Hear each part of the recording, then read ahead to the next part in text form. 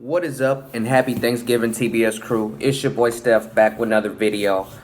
So we have a Thanksgiving special, true Thanksgiving scary story animated, uploaded by Phoenix London, and it was uploaded November 23rd, 2019. Now, I've never heard of Phoenix London, haven't been recommended him or her.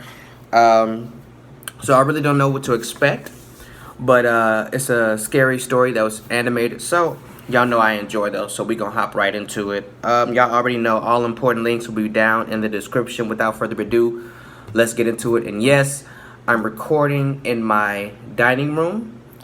I'm just trying something new. I really don't like the lighting in here. I feel like I'm not like bright enough, whereas when I'm in my room, like I'm pretty bright. I know I'm dark skinned, don't talk shit.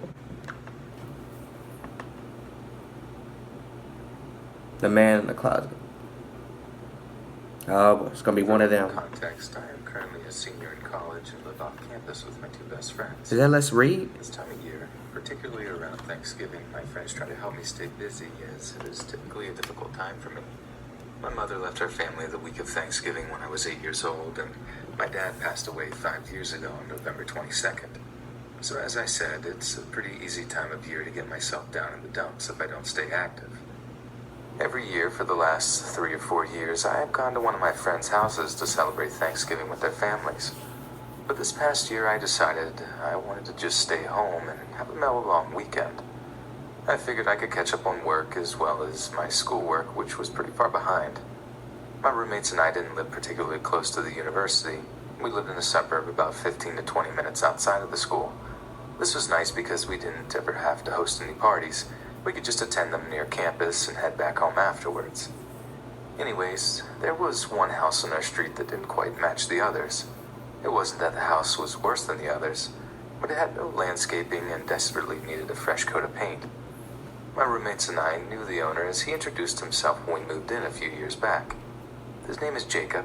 He's about 5'6" and probably weighed 100 pounds soaking wet. Every time we've had an interaction with him, he was always very nice and polite. He even helped us fix our porch light when it broke last summer.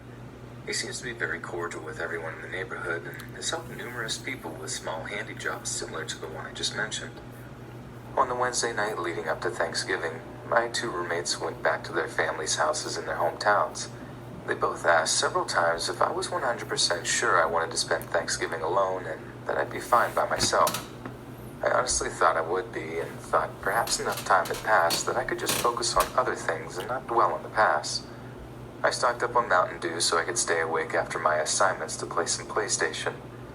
At about 9 or 10 p.m., I went up to my room to throw in some sweatpants and grab the blanket for my bed. I glanced out my window and saw Jacob sitting on his front porch with the two porch lights on. I didn't think anything of it and went downstairs into the kitchen and made a peanut butter and fluff sandwich. Fluff. I would say I was in the kitchen for probably about 5 minutes or so, finishing eating and doing a few dishes. When I finally sat down to play some games, I thought I heard something hit the front bay window, so I went to take a look. At first, I didn't see anything, but then noticed that Jacob had now turned the porch lights off and was standing on his front lawn, staring at the house with his head tilted like he was looking towards the windows upstairs. A little creeped out, I tried calling one of my friends who knew I was still in town to see if she wanted to meet up or stop over to hang out for a little bit. She didn't answer, so I sat on the couch for a couple of moments trying to figure out what to do. He was still standing there staring and seemingly moving a few feet closer to our property each time I looked. I wasn't sure what to do. I couldn't call the cops. Why not? He hadn't done anything except freak me out a little, and to this point, he hadn't even stepped on my property. Just make a report. After another few minutes, I looked out the window again and saw Jacob now on our lawn looking at the corner of the house. At least that's what it looked like he was staring at. At this point, I wasn't sure what his intentions were, and I didn't want to find out. Perhaps I was blowing this out of proportion, but I was legitimately scared. I grabbed my keys and phone and a few other items, thinking I would just drive to campus, Maybe the library was still open.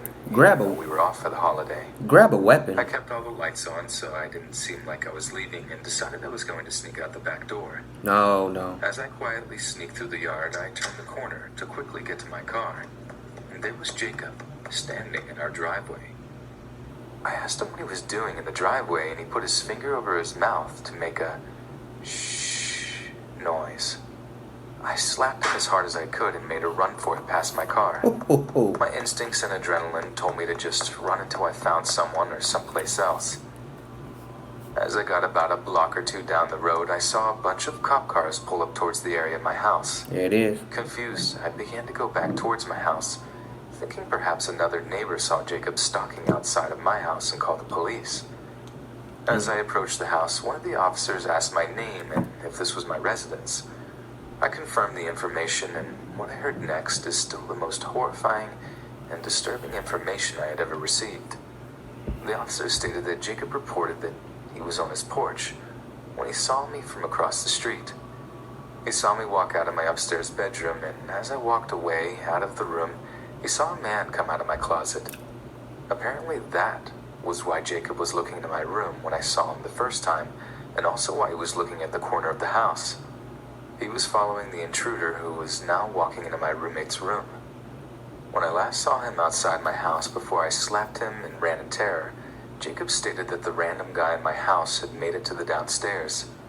Jacob was trying not to make any noise as not to alert the person inside, fearful he could be violent or dangerous. Right. As soon as he saw the man in the house, Jacob called the authorities and did his best to try and defuse the situation and not bring any alarm to myself or the intruder.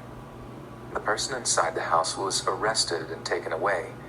He didn't have anything on him other than a knife, so it is unclear if he was attempting to rob the home or was planning something more sinister.